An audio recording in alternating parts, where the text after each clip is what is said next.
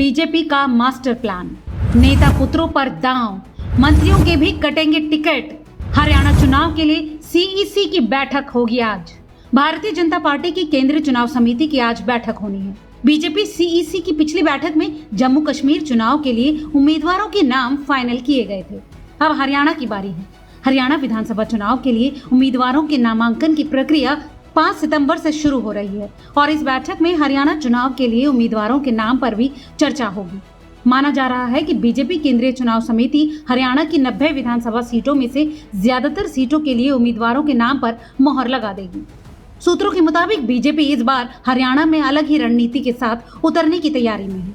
इसकी झलक उम्मीदवारों की लिस्ट में भी देखने को मिलेगी।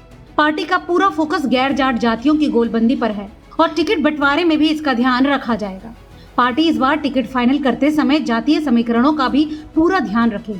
कांग्रेस जातीय जनगणना जैसी मांगों के जरिए ओबीसी वोट बैंक को अपने पाले में करने की कोशिशों में जुटी है। वहीं हरियाणा में लोकसभा चुनाव से ठीक पहले ओबीसी वर्ग से आने वाले नायब सैनी को सीएम बनाने के बाद अब भाजपा के टिकट बंटवारे में भी ओबीसी का दबदबा देखने को मिल रहा है। बीजेपी राजनीति में परिवारवाद के खिलाफ मुखर रही है। प्रधानमंत्री नरेंद्र मोदी ने लाल किले की प्राचीर से अपने संबोधन में भी परिवारवाद का जिक्र किया था और कहा था कि हम चाहते हैं कि 1 लाख ऐसे युवा राजनीति में आए जिनके परिवार या रिश्तेदार में कभी कोई राजनीति में न रहा हो।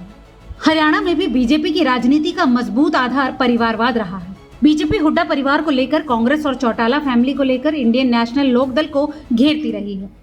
हरियाणा चुनाव में किसी नेता पुत्र पुत्री को टिकट देने से परहेज करती आई बीजेपी इस बार जीत की संभावना, लोकप्रियता और जातिगत समीकरण, इन 3 मानकों पर ही टिकट बांटेगी। इस बार कुलदीप बिश्नोई के बेटे और आदमपुर से मौजूदा विधायक भव्य बिश्नोई, किरण चौधरी की बेटी श्रुति चौधरी और केंद्रीय मंत्री राव इंद्रजीत की बेटी आरती को टिकट मिल सकता है।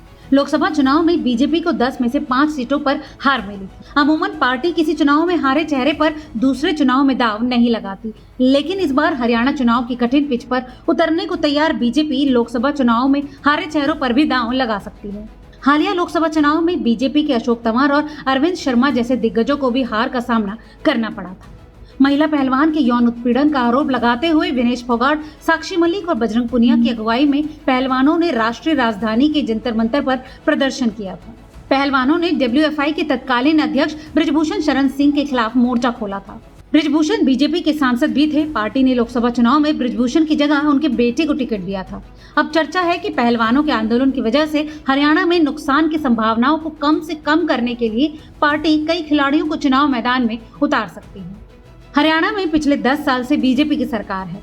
मौजूदा सरकार के खिलाफ एंटी इनकम्बेंसी के फैक्टर को निष्क्रिय करने की कवायद के तहत बीजेपी ने चुनाव कार्यक्रम के ऐलान से पहले सरकार का चेहरा बदल दिया था। अब पार्टी कई विधायकों के टिकट काट सकती है। बीजेपी सूत्रों की माने तो करीब 30% विधायकों के टिकट कटने की तैयारी है। चर्चा है कि पार्टी कई मौजूदा मंत्रियों के टिकट भी काट सकती है। इनमें प्रमुख नाम भारतीय हॉकी टीम के पूर्व कप्तान संदीप सिंह का भी है।